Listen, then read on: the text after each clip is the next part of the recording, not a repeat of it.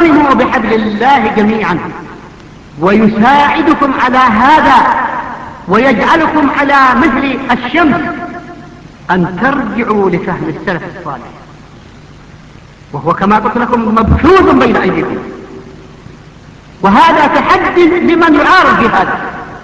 نحن نتحدى أهل البدع والأهواء، أهل البدع العقائدية وأهل البدع السياسية. نقول بيننا وبينكم السلف، بيننا وبينكم الكتب.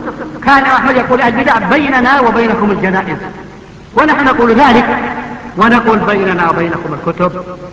الكتب موجودة. قال الله تعالى لرسوله قل فأتوا بالتوراة فاتلوها إن كنتم صادقين، فيأتون بالتوراة فتكذبهم. وهؤلاء نأتي بكتب السلف، نأتي بالقرآن، نأتي بالسنة، نأتي بكتب البخاري ومسلم وأبو داود والترمذي والنسائي وما ألفه أحمد وما ألفه غيره، نأتي بها. ومن هو على طريق هؤلاء ومن ينابذهم ويخالفهم؟ كما تحدى الله اليهود أن يأتوا بالتوراة فجاءت التوراة فضعتهم، نحن نتحدى هؤلاء أن يأتوا بكتب السلف لتفضح المبتدع منا أو منهم، وتبين من هو المنحرف، أنحن أم هم؟ هل يستطيعوا أن يتحدون هم؟ هل يستطيعوا أن يفتحوا أفواههم بمثل هذا الكلام؟ نحن نملأ أفواهنا بكل شجاعة، نتحدى كل من يقول إننا على خلاف منهج السلف الصالح.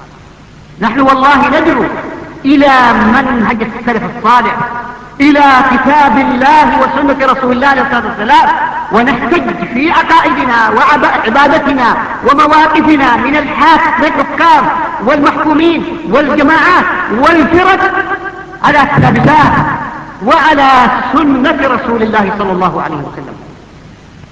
أما الآخرون فعلى الحيل وعلى التلبيس وعلى الضحك على البطون كما يقال. والله لن تجد عندهم إلا الحيل والتلاعب بعواطف الشباب.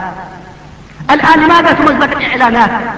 لما يعلن الإنسان يدعو إلى إحصان الكتاب والسنة فتمزق إعلاناته، ألا يدل هذا على أن هناك شر كامل وهناك حزبيات خبيثة تندس في الصفوف وتخرج كالحيات تنفق سمومها؟ لماذا تقطع الإعلانات؟ ما كنت أتصور أبدا أن الإعلانات تقطع من أجل الدعوة إلى إحكام الكتاب والسنة. في أي بلد نحن عند إيران؟ في أي بلد نعيش؟ هذه البلاد قامت الكتاب والسنة وتدعو إلى إحكام الكتاب والسنة. فمن هؤلاء الذين يصدقون الإعلانات؟ على أي دين وعلى أي منهج؟ وما هي عقائدهم وما هي منهجهم؟ لماذا يدسون في الجحور؟ لماذا يختفون؟ لو سألت أحدهم أنت على منهج لا يقول لك لا أنا التلفزيون كذب النزور. لماذا تقطع الإعلانات يا أخوان؟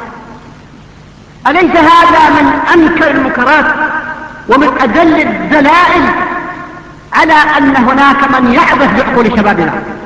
ولعل لولا تقطع الإعلانات لما وسع الناس هذا المسجد. لكن أين شبابنا الآن؟ أين هم؟ من يحول بيننا وبينهم؟ من؟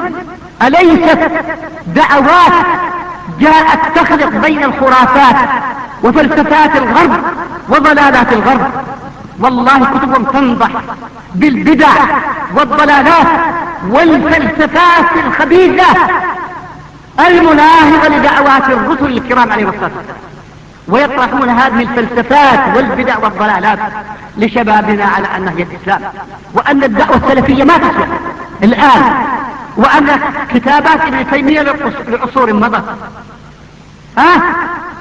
ودعوات كتابات محمد بن عبد الوهاب للبدء، ولا يصلح للتحديات ومواجهة التحديات إلا كتابة فلان وفلان. وأنتم تحاربون القبور ونحن نحارب القصور. ألم تقم الدعوة السلفية دولة توحيد؟ قامت دولة توحيد، كل العالم يحتاج إلى هذا البيت في دينه ودنياه، وقد ملأت الدنيا بخيراتها بالكتب بمراكز الدين